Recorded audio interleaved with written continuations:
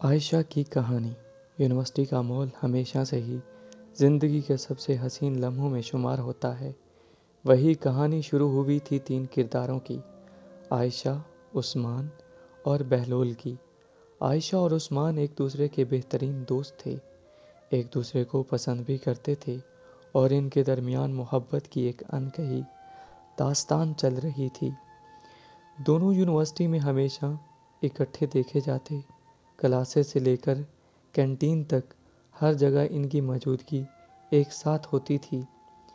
پھر کہانی میں بہلول شاہ کی انٹری ہوئی۔ بہلول ایک ایسا لڑکا جس کی شخصیت میں ایک عجیب دل فریب جادو تھا۔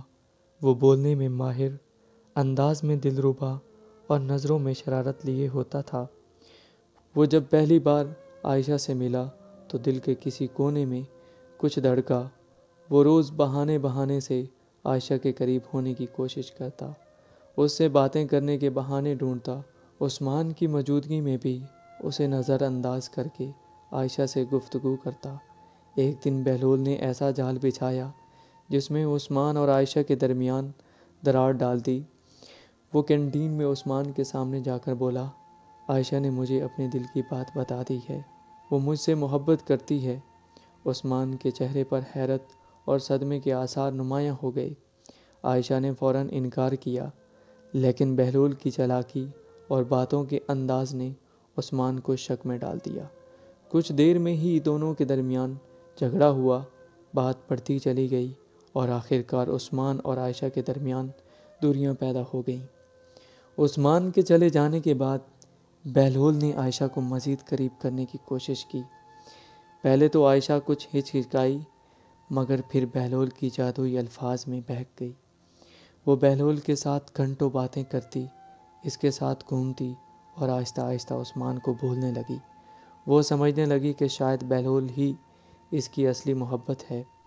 محبت میں اندھی ہو کر عائشہ نے بھی اپنی ہر چیز بہلول کے نام کر دی، اپنی عزت، اپنا مان، اپنی خوشی، اپنا دل، یہاں تک کہ اس نے بہلول سے شادی کرنے کا فیصلہ کر لیا۔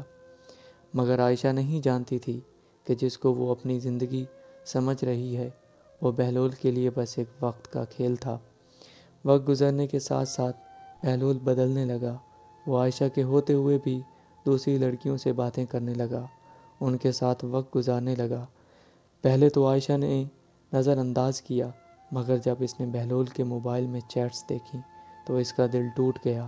وہ رات بھر جاگتی رہی، روتی رہی، خود کو کوستی رہی کہ اس نے عثمان جیسے سچے محبت کرنے والے کو چھوڑ کر بہلول جیسے بے وفا پر یقین کیوں کیا۔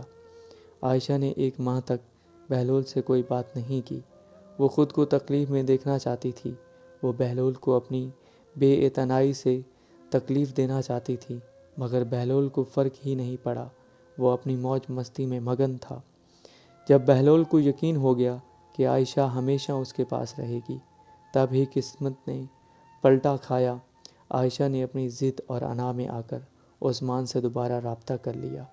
عثمان نے پہلے تو اسے نظر انداز کیا، مگر پھر دھیرے دھیرے بات چیت ہونے لگی۔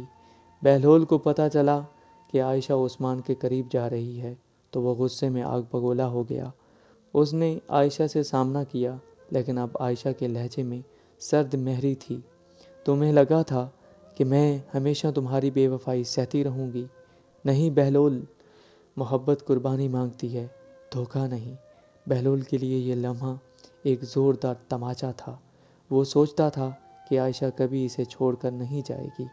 آج وہ عثمان کے ساتھ کھڑی تھی۔